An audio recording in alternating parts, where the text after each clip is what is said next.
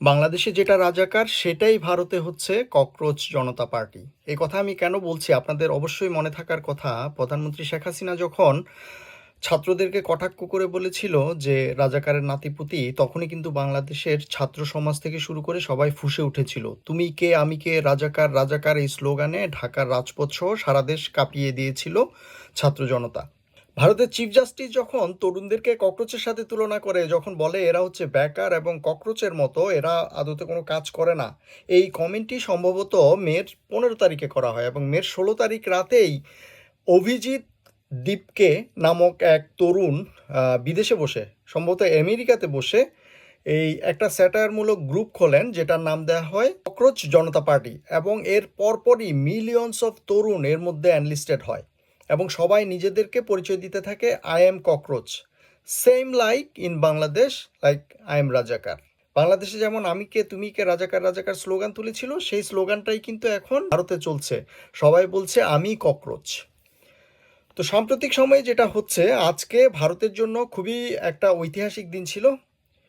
অভিজিৎ দীপকে, যে হচ্ছে ককরোচ জনতা পার্টি গড়ে তুলেছে, সে হচ্ছে আজকে ইন্ডিয়াতে পদার্পণ করেছে এবং প্রোটেস্টে জয়েন করেছে। এই প্রোটেস্টটা মূলত যেটা নিয়ে হচ্ছে, বলা হচ্ছে যে শিক্ষামন্ত্রীর পদত্যাগ চাই। শিক্ষামন্ত্রীর পদত্যাগ কেন চাই? শিক্ষামন্ত্রী হচ্ছে শিক্ষার মান উন্নত করতে পারেনি এবং প্রশ্নপত্র ফাঁস সহ অনেক অভিযোগ তার বিরুদ্ধে রয়েছে, এই জন্য তার পদত্যাগ করতে হবে।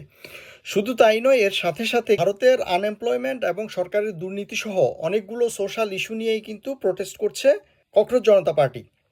ফলশ্রুতিতে যেটা হলো, আজকে আমরা দেখলাম 6 জনকে গ্রেফতার করা হয়েছে সেখান থেকে। কিছু নামকরা ব্যক্তিও কিন্তু এই জনতা পার্টির যেই আন্দোলন সেখানে যোগ দিয়েছে। এর মধ্যে ওয়াংচুক, ওয়াংচুক তো আপনারা চিনেন, সুনাম ওয়াংচুক, যিনি হচ্ছেন, যাকে কেন্দ্র করে 3 ইডিয়ট সিনেমাটি হয়েছিল। আমির খান যার এই যার যার পাঠটা করেছিলেন, তিনি হচ্ছে ওয়াংচুক। ওয়াংচুক কিন্তু এই ককরোচ জনতা পার্টির সাথে শুরু থেকে আছে। তো আজকে যে ঘটনাটা ঘটেছে, শিক্ষামন্ত্রীর পদত্যাগের দাবিতে যন্তর মন্তর নামক একটা জায়গায় দিল্লিতে এই প্রোটেস্টের আয়োজন করা হয়। সেখানে পুলিশের লাঠিচার্জ হয় এবং 6 জনকে গ্রেফতার করা হয়।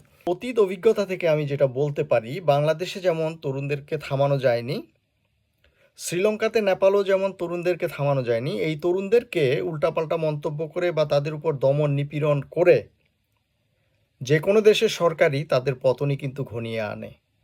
তো আজকে যেই আন্দোলন শুরু হয়েছে, এই আন্দোলনটা এখানেই শেষ হবে না। এখানে যেহেতু পুলিশের লাঠিচার্জ হয়েছে, আমি মনে করছি যে আন্দোলনটা আরও বড় হবে, বিভিন্ন এলাকায় এই আন্দোলন ছড়িয়ে পড়বে এবং ভারতের তরুণরাই কিন্তু একসময় জয়লাভ করবে।